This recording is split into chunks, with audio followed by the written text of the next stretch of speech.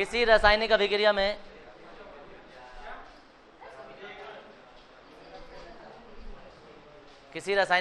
में अभिक्रिया का वेग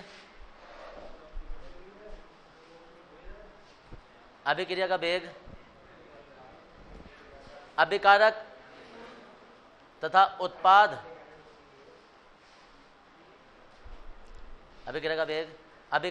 उत्पाद की सांद्रताओं पर निर्भर करता है।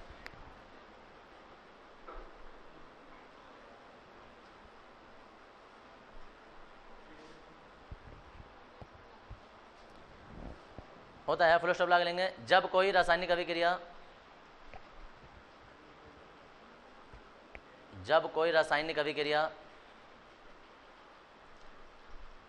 संपन्न होती है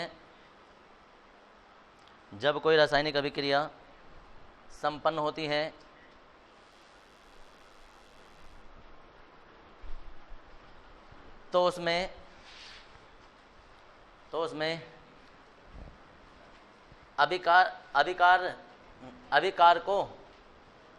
अभिकारकों की सांद्रता घटती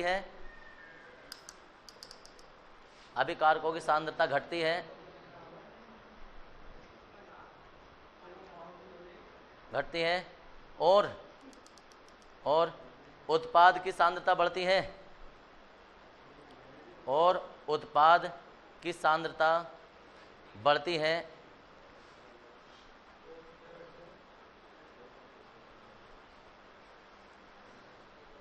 है।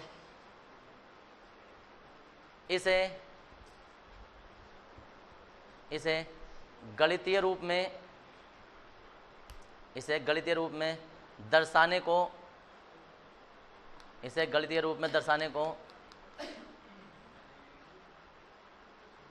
अभिक्रिया की स्टाइक्योमेट्री कहते हैं। गणितीय रूप में दर्शाने को अभिक्रिया की स्टाइक्योमेट्री कहते हैं।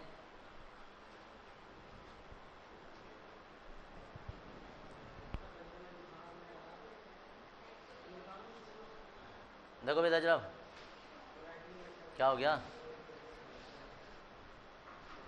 यदि कोई अभिक्रिया निम्न प्रकार संपन्न होती है,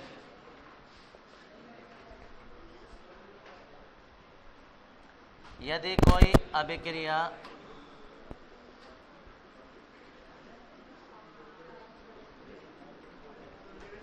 निम्न प्रकार होती है, कैसे हो रही है? A+B और C+D। अभिक्रिया का वेग लिख दो।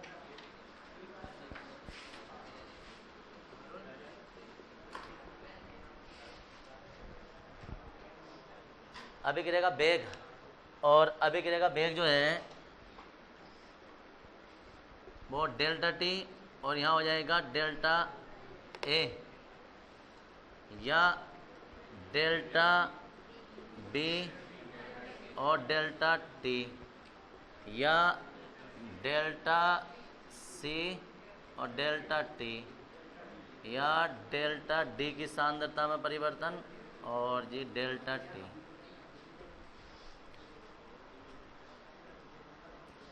ये अभिकारक है, दोनों ये उत्पाद हैं। अब इसमें तुम्हें ऐसा देखना है, वैसे भी सबको पता होता है कि नॉर्मली हम कोई चीज़ बना रहे होते हैं तो बन किस तरह है AB से 10 किलो ये है, 10 किलो ये है, ये अभी 0 है।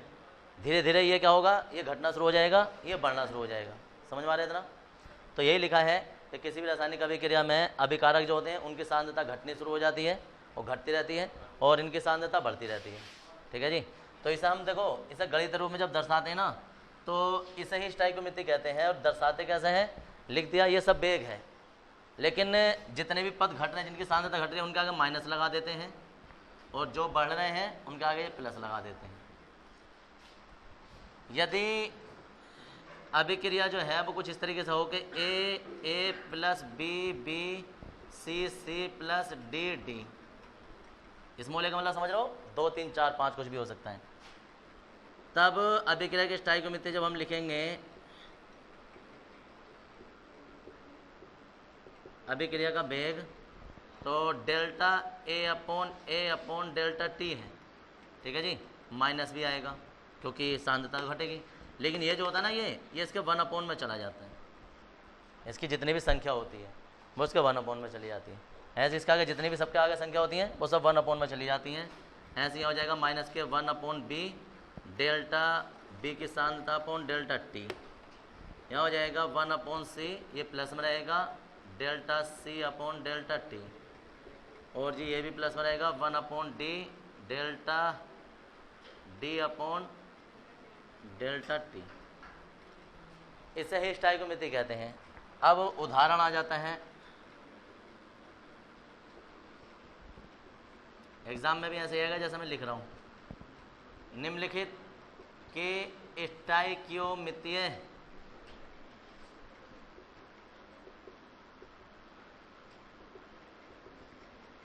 ऐसा लिख सकते हैं, निम्नलिखित अभिक्रिया की स्टाइकोमितीय लिखिए। स्टाइकोमितीय ऐसा आ जाएगा कि N2 प्लस H2 और जी हाँ आ जाएगा 2NH3। अमोनिया बनाने की प्रयोगशाला विधि होती है ये। इसकी स्टाइकोमेट्री लिख रहे हैं हम, तो आ जाएगा अभिक्रिया का वेग बराबर, क्या लिखें भाई, यहाँ क्या आएगा,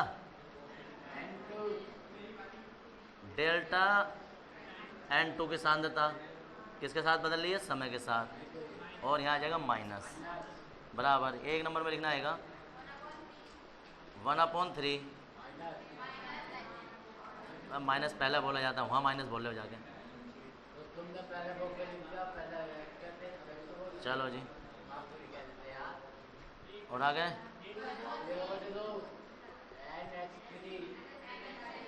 डेल्टा कौन बोलेगा,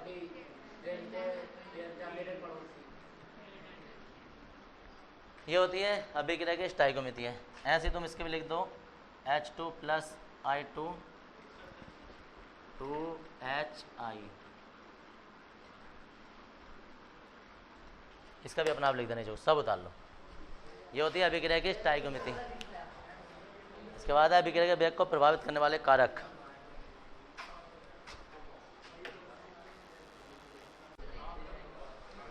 ये हेडिंग है,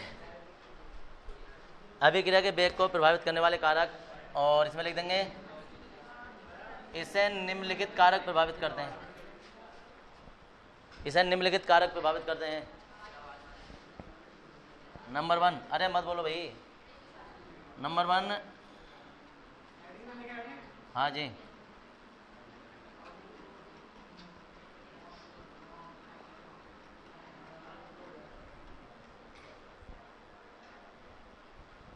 नंबर 1 सांद्रता का प्रभाव। तुम तो सिर्फ पहला हेडिंग डालना, पृष्ठीय क्षेत्रफल का प्रभाव।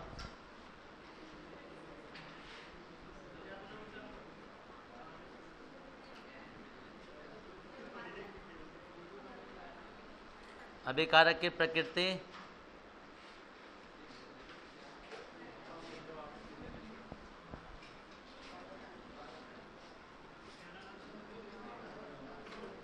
प्रभाव,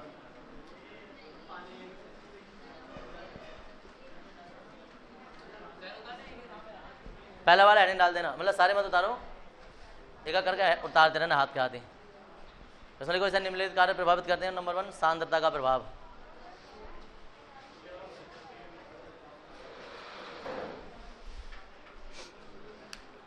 सांद्रता का प्रभाव।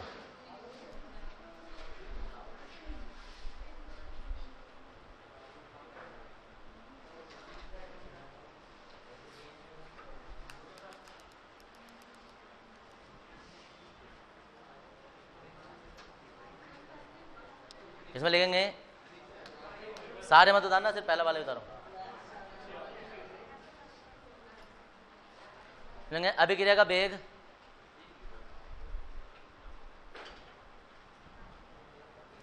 अभिक्रिया का वेग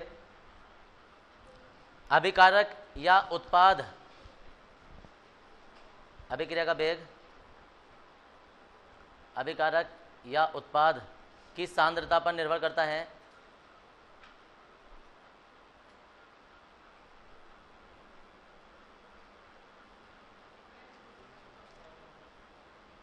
सांद्रता पर निर्भर करता है। इनकी सांद्रता बढ़ने पर अभिक्रिया का वेग बढ़ जाता है। इनकी सांद्रता बढ़ने पर अभिक्रिया का वेग बढ़ जाता है।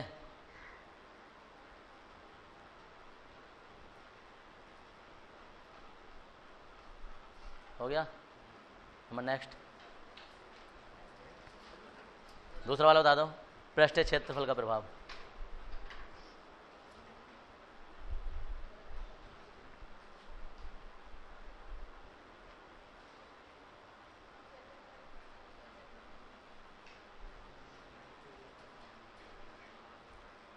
इसे लेंगे अभिकारक के कणों का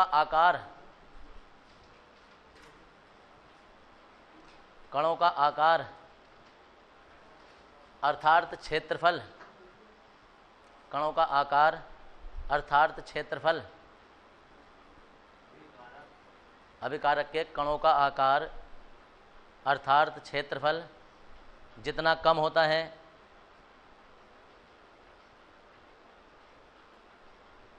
जितना कम होता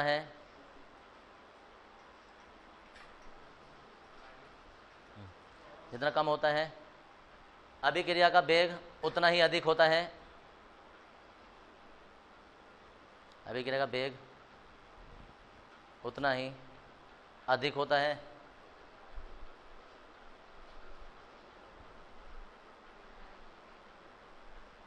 नंबर थर्ड,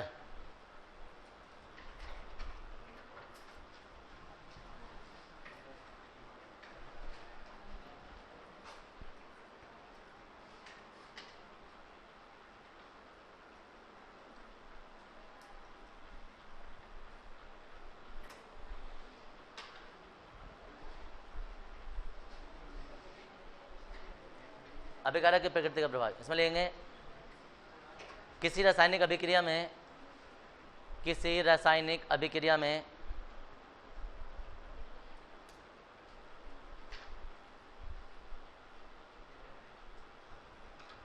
अभिक्रिया में पुराने बंध टूटते हैं,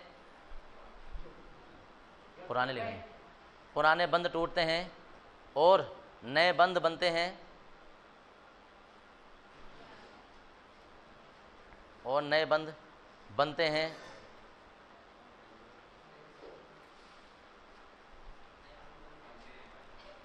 हैं, जिस कारण अभिक्रिया का वेग प्रभावित होता है।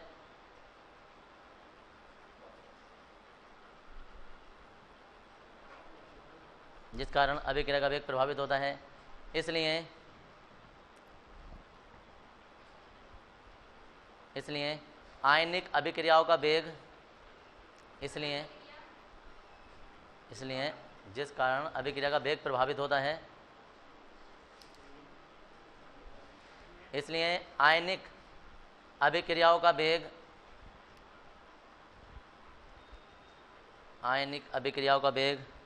आणविक अभिक्रियाओं के वेग से, आयनिक अभिक्रियाओं का वेग आणविक अभिक्रियाओं के वेग से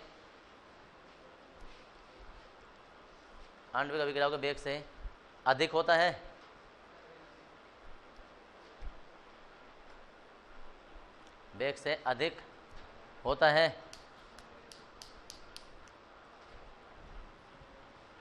फोर्थ, सूर्य के प्रकाश का प्रभाव।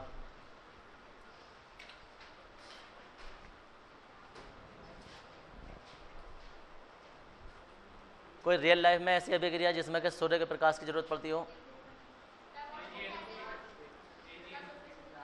AgNO3 में कहाँ पड़ती है? हाँ, क्या होता है इससे? सबको ही पता होता है नहीं? अरे पौधे जो अपना भोजन बनाते हैं, प्रकाश संश्लेषण क्रिया। देखो भाई, सूर्य के प्रकाश, इसमें लेंगे सूर्य के प्रकाश की उपस्थिति से सामान्यतः सूर्य के प्रकाश की उपस्थिति से सामान्यतः अभिक्रिया का वेग बढ़ जाता है।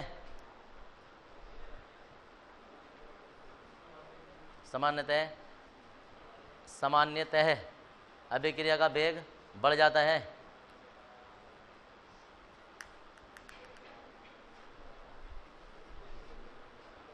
हो गया। लास्ट लिखेंगे उत्प्रेरक का प्रभाव। उत्प्रेरक तुम ये अभी पढ़ोगे इससे अगले वाले चैप्टर में, 5वें चैप्टर में, धनात्मक उत्प्रेरक, ऋणात्मक उत्प्रेरक, उत्प्रेरक वर्धक, बहुत सारी चीज़ उत्प्रेरक के संबंध में। उत्प्रेरक का प्रभाव इसमें लेंगे उत्प्रेरक की उपस्थिति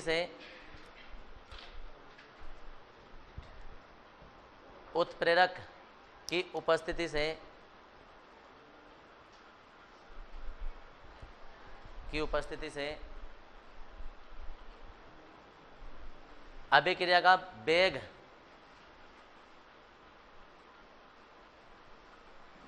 कम या अधिक हो सकता है।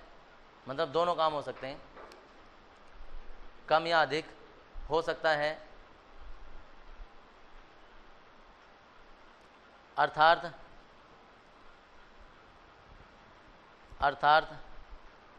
धनात्मक उत्प्रेरक के कारण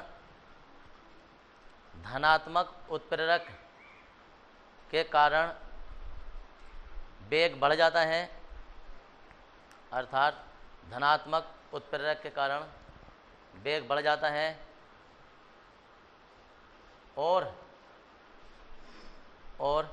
ऋणात्मक उत्प्रेरक के कारण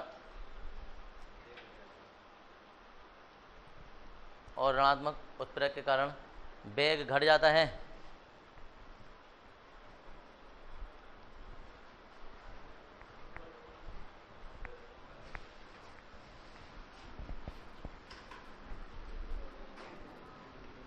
ध्यान से देख लेना, किसी ने नहीं देखा हो तो टेस्ट है केमिस्ट्री का चैप्टर नंबर 3 का, मंगलवार को तुम्हारा, 3-4 दिन पहले। अभी से तैयारी करते रहना। जिसका कोई चैप्टर छोटा हुआ है या कोई पेज वेज छोटा हुआ है, टॉपिक छोटा हुआ है, वो पूरा कर लेना अभी।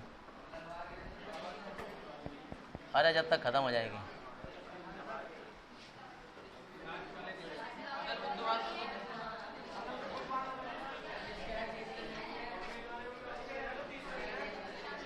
तीसरा फिजिक्स का आवाज नहीं आ रही। अरे चुप तो यार, हेडिंग डालो पहले, बेग नियम। हाँ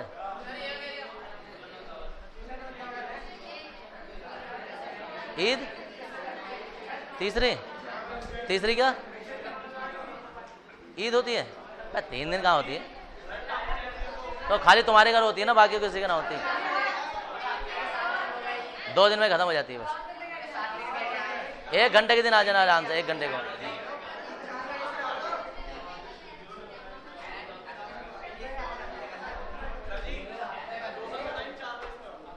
आधे घंटे में कौन से झंडे गाड़ लोगे?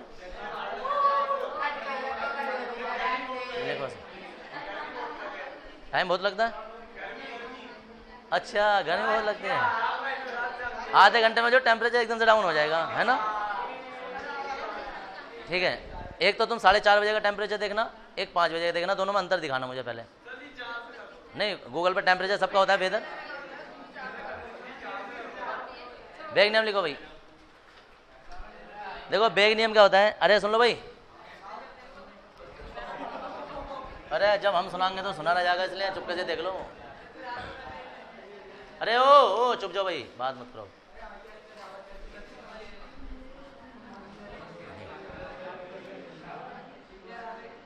यार चुपेंगे नहीं,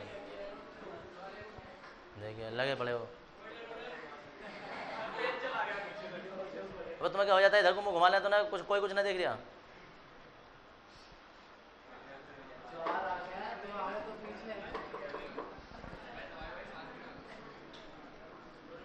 यदि कोई अभिक्रिया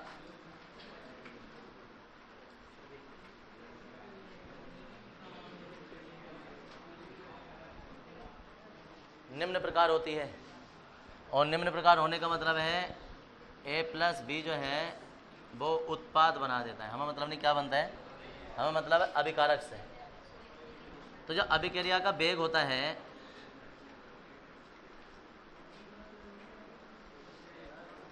वो अनुक्रमानुपाती होता है अभिकारक पदार्थों की सांद्रता के गुणनफल के। ये है वेग नियम। नियत ताप पर किसी अभिक्रिया का वेग अभिकारकों की सांद्रता, जितने भी अभिकारक हैं उनकी सांद्रता के गुणनफल के अनुक्रमानुपाती होता है। ठीक है ना जी, ये वेग नियम कहलाता है। सिंपल से एक लाइन है, क्या है कि नियत ताप पर ऐसे लिखेंगे इस नियम के अनुसार, कोमा इन्वर्टेड कोमा, नियत ताप पर अभिक्रिया का वेग अभिकारक पदार्थों की सांद्रता के गुणनफल के अनुक्रमानुपाती होता है। सिंपल सा नियम है, लिख देंगे। और देखो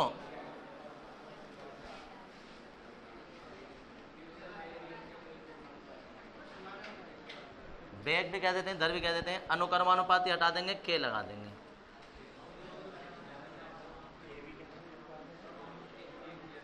जहां के एक नियतांक है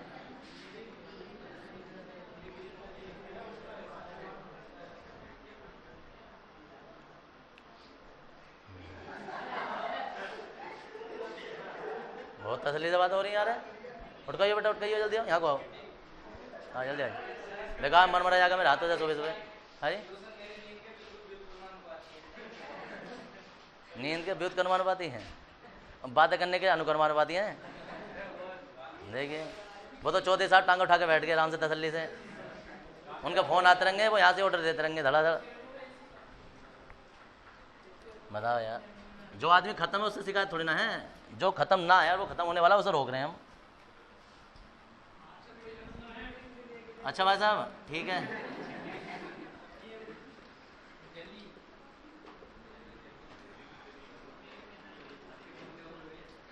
जहाँ के एक नियतांक है जिसे वेग स्थिरांक कहते हैं। ठीक है, तो ये सब उतार देंगे, ये तो बाद में उतारेंगे। नियम कौन सुना रहे हैं मुझे? 1 2 3, 1 2 3 4 5, लड़कों में से 1 2। हाँ भाई, क्या चीज़ पकड़ लो? हाँ तुम्हें सुनाओ। हाँ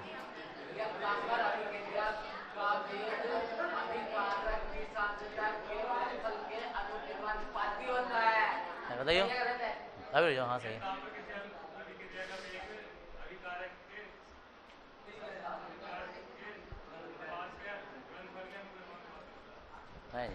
लिखो यार, बहुत टाइम बर्बाद कर देंगे फालतू में।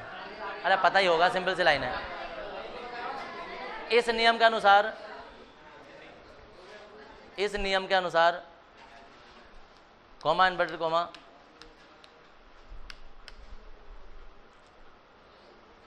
कोमा इन्वर्टेड कोमा, नियत ताप पर किसी अभिक्रिया का वेग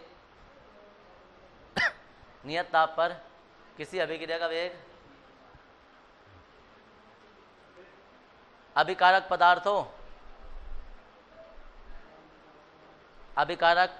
पदार्थों की सांद्रता के गुणनफल, अभिकारक पदार्थों की सांद्रता के गुणनफल के अनुक्रमानुपाती होता है।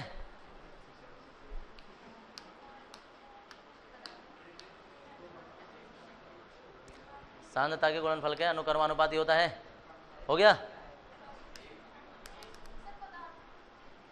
अभी पदार्थों की सांद्रता के गुणनफल के अनुक्रमानुपाती होता है। सांद्रता के गुणनफल के अनुक्रमानुपाती होता है। हो गया? सब उतार लो यहाँ तक।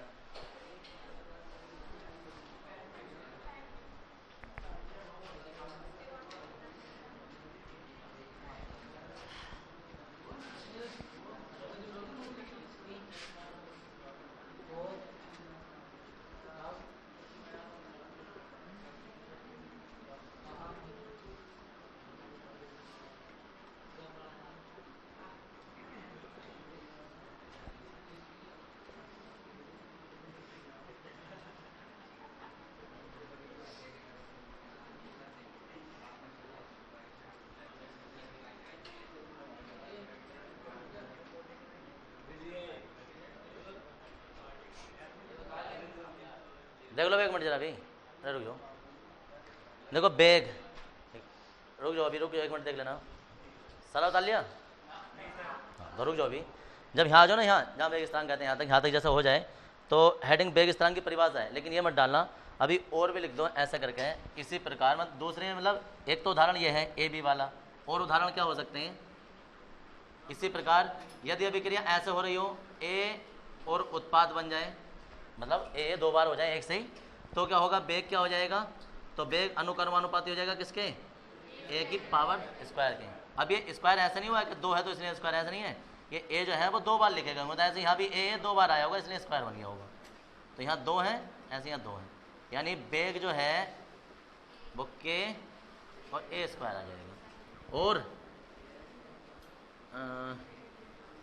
ये तो सेकंड उदाहरण हो गया। थर्ड में देखो इसका कि ए प्लस बी प्लस सी अगर ऐसा हो और उत्पाद बन जाए तो फिर बेग कैसा हो जाएगा, अनुक्रमानुपाती हो जाएगा ए के बी के सी, यानी बेग और यहाँ के ए सी।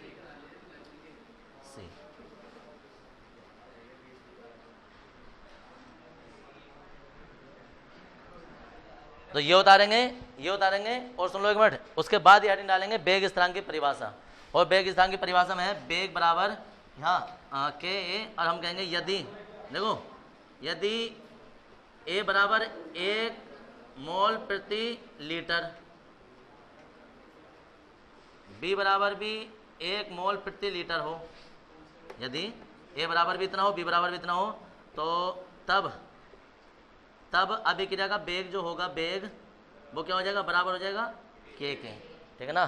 तो इसलिए और यहाँ से परिभाषा लिखेंगे हम, ठीक है ना, बेग स्थिरांक की परिभाषा अब आएगी यहाँ से। तो ये सब उतारो, ये उतारो, फिर उसके बाद ये उतारना।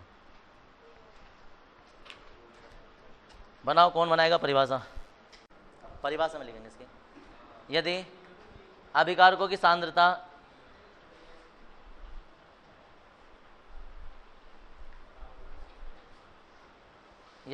अभिकारकों की सांद्रता 1 मोल प्रति लीटर हो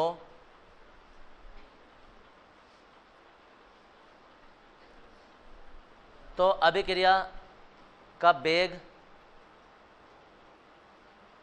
तो ऐसा लिखना, अभिक्रिया का बेग स्थिरांक अभिक्रिया के बेग के बराबर होता है, तो अभिक्रिया का बेग स्थिरांक अभिक्रिया के बेग के बराबर होता है, अभिक्रिया के बेग के बराबर होता है।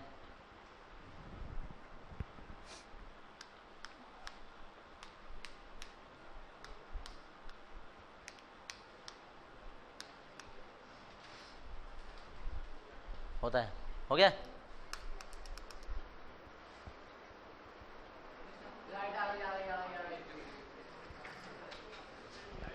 फैन में तो चेंज नहीं हुआ। हेडिंग इस चैप्टर का सबसे इम्पोर्टेंट,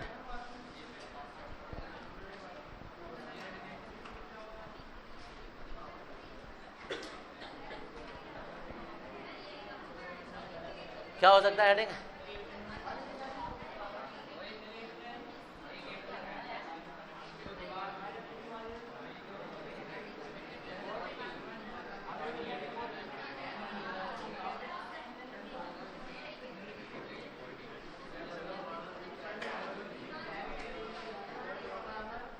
ऑर्डर ऑफ रिएक्शन,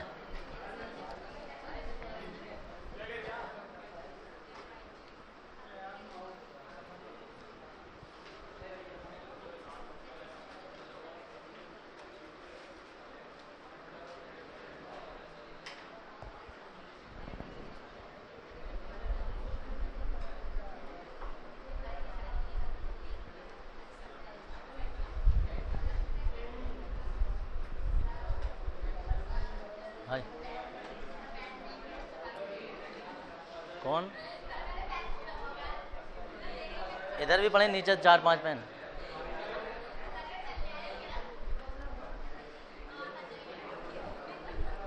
देखो भाई, देखो 2-3 तरीके से परिभाषा बन सकती है इसकी, सुन लो एक मिनट। देखो अभिक्रिया की कोटि जो होती है वो उन अभिकारक अणुओं की संख्या होती है, अभिकारक अणुओं की संख्या, जैसे कि हमारे पास है ये A प्लस बी प्लस सी,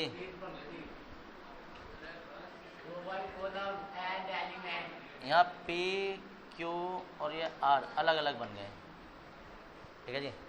तो यहाँ जो है इन अभिकारक पदार्थों की जो संख्या है 1 2 3, तो यह अभिक्रिया कोटि कहलाई देगी कि कोटि हो गई 3।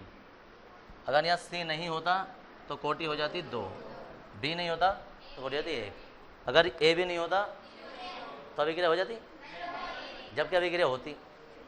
तो ऐसी स्थिति में कि कोई पदार्थ ना हो और फिर भी अभिक्रिया हो तो वो तो गलत हो जाएगा। तो अब परिभाषा सुनो, आगे की परिभाषा कि वो पदार्थ लिए जाते हैं जो सांद्र होते हैं, इनमें से वो पदार्थ लिए जाएंगे जो सांद्र पद होंगे। सांद्र का मतलब जिनकी सांद्रता हमें पता होगी, या जो रियल लाइफ में सांद्र होते हैं उनकी सांद्रता जो होती है ना वो अभिक्रिया कोटि को दर्शाती है। अगर यहाँ कोई गैस है या कोई इतना तरल पदार्थ है कि उसकी सांद्रता लगभग 0 है तो वो कोटि में नहीं गिना जाएगा। सोचो ये कोई ठोस पदार्थ है और ये कोई गैस है C, ठीक है जी। तो अभिक्रिया कोटि कितनी हो जाएगी? तो फिर कोटि 2 हो जाएगी। देखने में 3 लगेगा, कोटि 2 हो जाएगी। तो रियल लाइफ में सही मतलब किताब से हटकर अगर मैं तुम्हें बताऊं तो किसी अभिक्रिया को देखकर तुम बता नहीं सकते कि इसकी कोटि कितनी है। वो तो उसे पता होगा जो प्रयोगशाला में जिसने देखा होगा उस पदार्थ को कि इसकी सांद्रता होती है नहीं होती है। अभी मैं तुम्हारे सामने सोचो मैं ऐसे NO लिख दूँ कि नाइट्रोजन ऑक्साइड है, अब तुम्हें क्या पता है गैस है, ठोस है, द्रव है, क्या है, ठीक है। तो वो तो सिर्फ हम अंदाज़ा लगा सकते हैं कि अब इसकी अभिक्रिया कोटि क्या होती है। नॉर्मली इन्हें गिनने से ही पता चल जाता है कि यही अभिक्रिया कोटि होती है मैक्सिमम, लेकिन ऐसा हर बार नहीं होता है कि 3 ही हो। उनमें से कोई एक पदार्थ जल हुआ तो जल की सांद्रता लगभग 0 होती है, तो जल को कोटि में नहीं गिना जाता है। तो फिर बाकी जो पदार्थ होंगे उनकी सांद्रता काउंट की जाएगी कि कितने हैं वो। अभी जरा मैं यहाँ 2 हो जाएगा और यहाँ C ना हो तो कितनी कोटि हो जाएगी? 3 हो जाएगी। 2 ये हैं, 1 ये है, 3 कोटि। तो कुल मिला के वो देखा जाता है कि कौन से पदार्थ जो है वो सांद्र हैं। तो परिभाषा सुनो, परिभाषा ये होती है कि किसी अभिक्रिया कोटि उन अभिकारक अणुओं की संख्या होती है जिनकी सांद्रता अभिक्रिया के वेग को निर्धारित करती है, ठीक है जी। जिनकी सांद्रता अभिक्रिया के वेग को निर्धारित करती है, यानी कि अगर जो उनमें सांद्रता ही ना हुई तो सांद्रता 0, तो फिर अभिक्रिया का वेग भी 0। क्यों? क्योंकि वेग जो होता है वो बराबर क्या होता है K, और ये सांद्रता के अनुक्रमानुपाती होता है। अब सांद्रता ही 0 हो जाए तो फिर वेग ही क्या करेगा बेचारा ये। तो उन अणुओं की संख्या होती है जिनकी सांद्रता अभिक्रिया के वेग को निर्धारित करती है। परिभाषा कैसे ही बोल सकते हैं, किसी अभिक्रिया कोटि उन अभिकारक अणुओं की संख्या होती है जिनकी सांद्रता अभिक्रिया के वेग को निर्धारित करती है, ठीक है जी। या परिभाषा ऐसे बोल सकते हैं कि उन अभिकारक अणुओं की संख्या जिनकी सांद्रता अभिक्रिया के वेग को निर्धारित करती है अभिक्रिया कोटि कहलाती है। तुम्हें सुनने में ऐसा लग रहा होगा दोनों एक सी।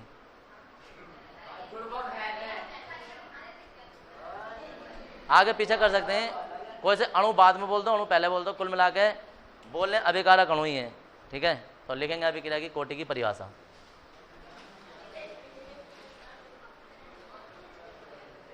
कौन सी वाली लिखें? देखो पहले कोटि बोल दें या बाद में कोटि बोलें। परिभाषा देखो ऐसे बोले किसी अभिक्रिया, अरे सुनो, किसी अभिक्रिया की कोटि, देखो कोटि मैंने पहले बोल दिया है। किसी अभिक्रिया की कोटि उन अभिकारक अणुओं की संख्या होती है जिनकी सांद्रता अभिक्रिया के वेग को निर्धारित करती है। इसमें कोटि हमने पहले बोल दिया है। अब दूसरी परिभाषा सुनो, दूसरी ये है कि उन अभिकारक अणुओं की संख्या जिनकी सांद्रता अभिक्रिया के वेग को निर्धारित करती है अभिक्रिया की कोटि कहलाती है।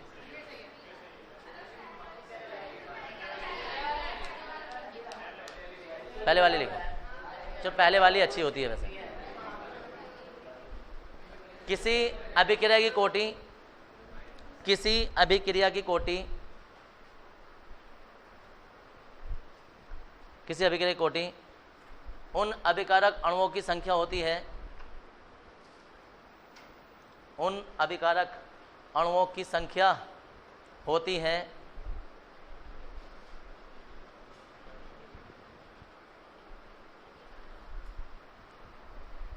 जिनकी सांद्रता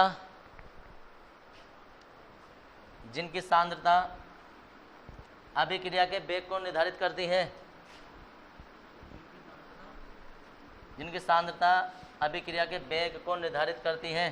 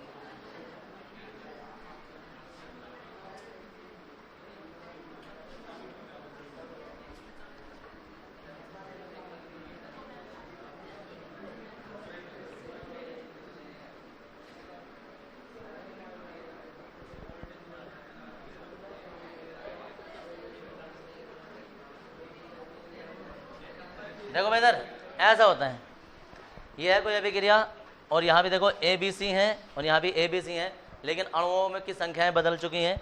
यहाँ में इससे ये पता चलता है PQR से कि कौन से पद ने अभिक्रिया में भाग लिया है क्रिया करने में और कौन सा पद सांद्र था, तो इससे PQR होता है। तो अभिक्रिया का वेग जो होता है वो PQR। अब कोई सोचा यार पहले इधर का ABC लेते थे अब ये ले रहे हैं, तो दरअसल इनसे ये पता चल रहा है हमें कि सांद्र कौन कौन से, इधर आकर सांद्र कौन से हुए। तो ये सांद्र पद थे, इन 5 सांद्र पदों की संख्या जो होती है ना वो अभिक्रिया की कोटि को दर्शाती है। ठीक है, ये तो सब नॉर्मली देखने की बात होती है। अगर हमारे पास कोई ऐसा हो जैसे अभिक्रिया का वेग R बराबर जो होता है वो K 1 हो जाए, ठीक है ना, तो कोटि कैसे हो जाएगी, कोटि हो जाएगी 1। अगर R बराबर K, R का मतलब अभिक्रिया का वेग जो है K A और B, इसकी घात 1 इसकी घात 1, तो कोटि कितनी हो जाएगी, तो कोटि यहाँ से बदल दी 1 + 1 = 2। ऐसे 3 4 5 कुछ भी कोटि आ सकती हैं। तो कोटि के आधार पर अभिक्रियाओं के प्रकार आएंगे, 4 प्रकार की अभिक्रियाएं आने वाली हैं। प्रथम कोटि शून्य कोटि की अभिक्रिया, प्रथम कोटि की अभिक्रिया, द्वितीय कोटि की, तृतीय कोटि की। तो पहले ये उतारो, फिर अभिक्रियाओं के प्रकार आएंगे।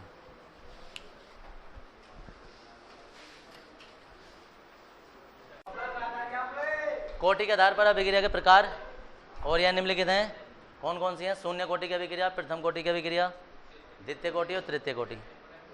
कितने प्रकार होंगे टोटल, 4 प्रकार। पहला वाला हेडिंग डाल देंगे।